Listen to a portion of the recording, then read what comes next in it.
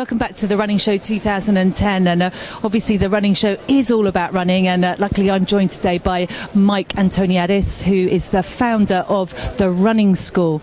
Mike, it's lovely to have you here today. You've got so many interesting things to talk about, and just talking to you briefly beforehand, I could talk to you forever, but just tell us briefly to start with what the Running School does. Well, we say we teach people how to run, and then we teach them how to run faster. So one of the problems with modern Western lifestyle is we're not teaching running as a skill, and it's a skill and we can teach it. Same with speed. You learn the technique, then you develop into the speed side. And we start with kids from 6 years old all the way up to elite athletes and senior citizens as well.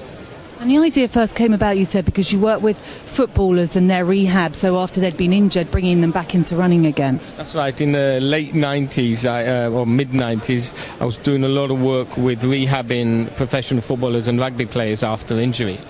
And the movement patterns for reteaching the brain how to work again after injury is the same as teaching it originally a new skill, and running is a skill, so the two work together. The key is working the nervous system, because that's what helps the movement pattern stay permanent. What I'm always really fascinated with is, like, if you go to a running race, let's say a 10k race, the different running techniques, styles, whatever you want to call it, is absolutely fascinating. There seems to be no one runner that runs the same, whether we're kind of talking about the person that's just literally doing it for fun and fitness, or the kind of, the 2 hour, 4 minute marathon runners. So what is it that makes humans run so differently when it's all something, we're all doing the same, but we're all doing it very differently? Yeah, it's a great question. And two things. First of all, we're all made differently, so different shapes, different sizes. So we all have our own style, because there's no such thing as perfect running technique. There's a perfect running technique for your body shape. But that's the first thing. The second thing, and most important, is Western lifestyle is working against us, and we spend too much time sitting down. So what happens is, particularly the glutes, the rear muscles, switch off, and then we go into compensation mode. So if you look at the stats, kids and adults spend between 8 to 12 hours a day sitting down. Now that changes the shape of our body, it changes the way the body works.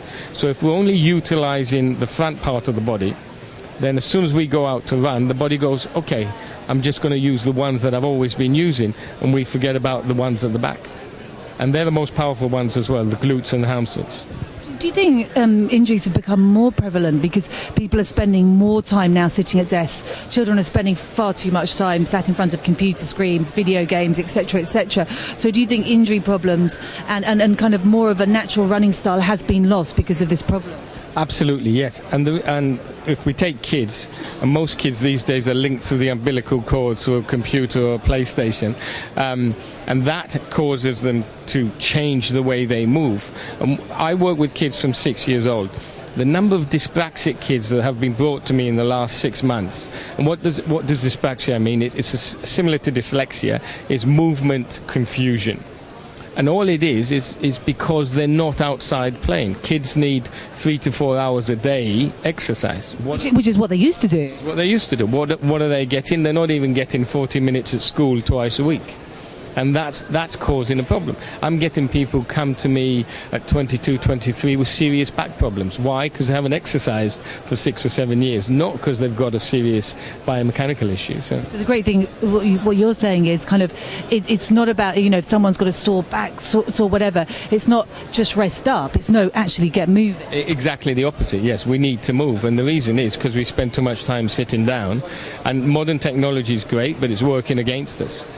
Going back to elite runners, do you ever get anyone, I mean, obviously you're there to help people and help improve them. Do you ever get a runner that turns up and you think to yourself, I can't change a lot here, this is pretty perfect?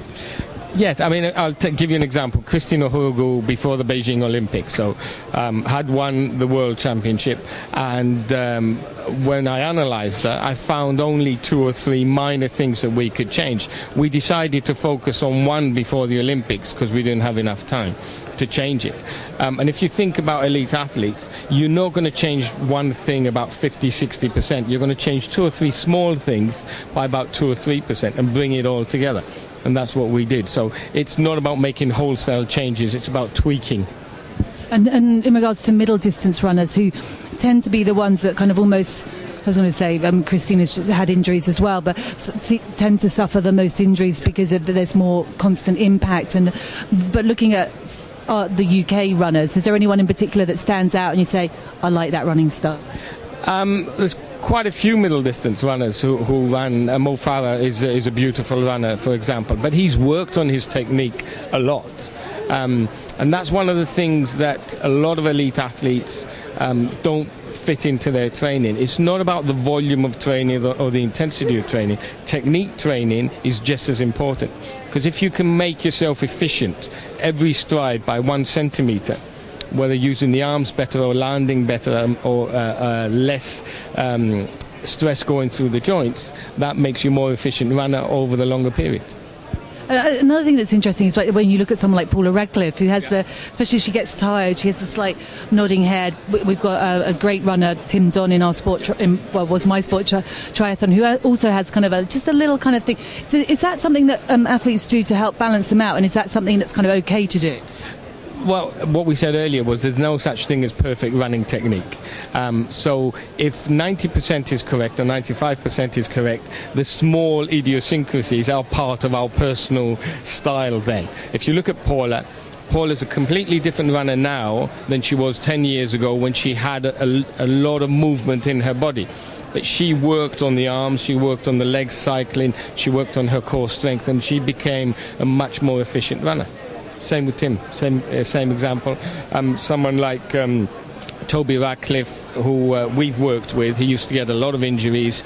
He was a shuffler, and he couldn't improve his speed, and he was getting a lot of injuries. All we did was change his biomechanics, get him to use more of the muscle groups, and it took 8 weeks, over a period of 8 weeks, and now he's knocking his times down, and he's not getting injured. So your idea is not just injury prevention, but it's also getting the athlete, the runner, to run faster as well and be more efficient. Absolutely. If you become more efficient, you then become faster automatically. Then to become even faster than that, that's where you have to look at muscle imbalances. Strength comes into it a lot, particularly in the last part of the race where you're sprinting. So if you neglect your strength, and a lot of runners do neglect their strength, then that will catch up with you at some point.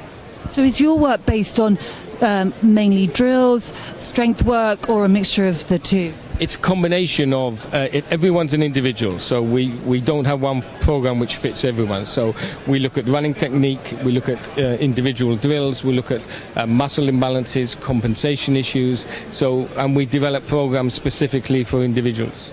Mike, if a runner wants to get in contact or find more out about what you do, where's the best place for them to go? If they go onto the website, which is allthewsrunningschool.co.uk, they'll find all the details there, and we'll be happy to talk to them. runningschool.co.uk if you want to run a little bit faster.